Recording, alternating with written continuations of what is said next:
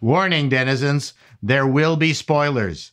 When reviewing Strange New Worlds, I always try to see it from the perspective of a network executive whose soul had been compromised by corporate overlords. But after years of therapy, beetroot shakes, and copious amounts of tantric sex, I am now the former network executive reaction. If I was still a network executive, I wouldn't be making the show for Trekkies because they are a bunch of complainers. If SNW is someone's first Trek, would they enjoy the show? Would they have enjoyed this episode 8? I believe the answer is yes. I can't be unequivocally certain in that assessment because, as I've said before, I retain the baggage of my past Trek experiences. When I see a show like this, the first thing that pops into my mind is budgets.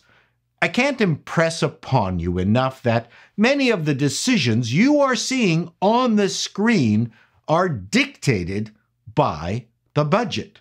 The creative team didn't go, "Oh boy, the Elysian Kingdom episode is going to be done only on the Enterprise's standalone sets." More than likely, the budgets have already been blown. There's only a few shows left. And the network is telling the producers to save money for the big final blowout show. Scripts are written and or rewritten to accommodate the logistics dictated by the budget. The original Star Trek series was famous for having their phaser budgets cut back because back then they were hand-drawn animations and cost a bundle. Pull your phaser blasters only twice, everyone. It's all we can afford. And so we come to this episode 8, Elysian Kingdom, an hallucinatory experience featuring a non-mumbling Dr. Mbenga. And my God, did this episode look low budget? The foliage that decorated the Enterprise looked like cheap plastic boughs of creeping ivy that they tack up on the walls at the candle barn each Christmas. The bridge, subbing as the throne room, looked similarly hilarious. Sure, it's easy to make fun of as a reviewer, but as a former network exec, it breaks my heart to see it, as the production team is trying their best with what they have been provided. I know firsthand how hard they work.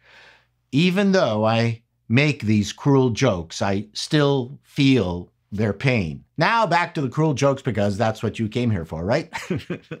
This episode tied up the Mbenga and daughter trapped in transporter buffer thing.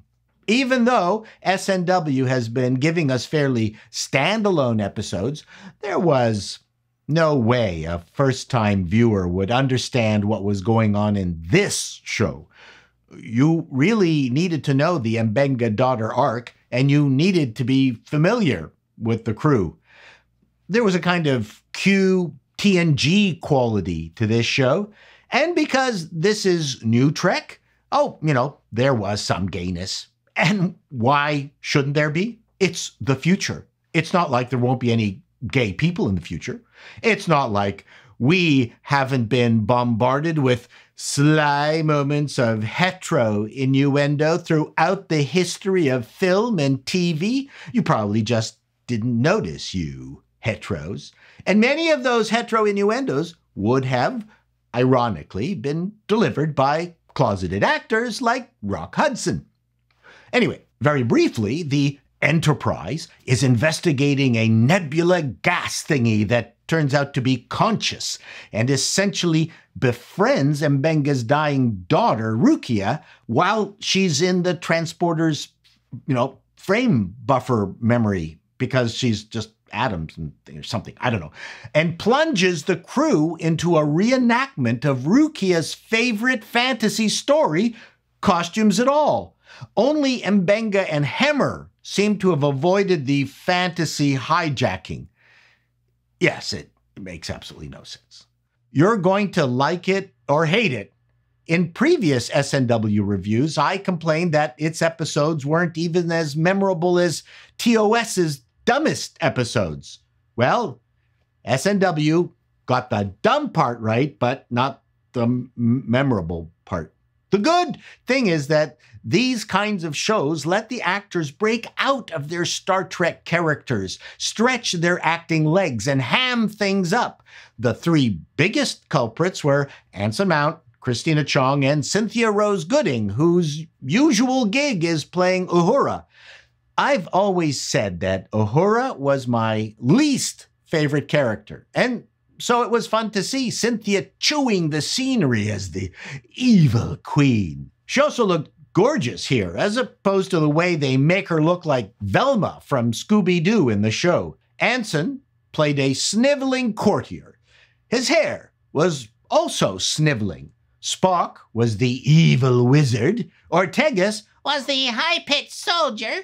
La'an played against type as a self-obsessed princess in a flowing gown. And once again, Una popped in briefly as a mysterious archer. Is it in Rebecca Romaine's contract that she's only allowed 1 minute of screen time per episode? I just don't get it. Of course, that's an exaggeration, but I'm still waiting for the big Una breakout episode. I'm not going to go scene by scene and kvetch about the show.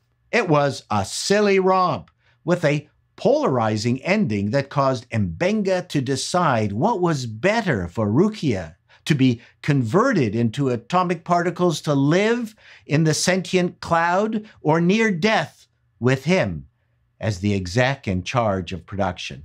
My feelings regarding this emotional moment would have been, can we just get this fucking story over with? If you're asking for a critique of the show, I would rather frame it this way. Strange New Worlds has not become must-see TV for me. It's filler Trek at best. Would love to hear your opinions. The latest season of The Umbrella Academy has just been released on Netflix, and for me, that is must-see TV. Till next time, denizens, be seeing you.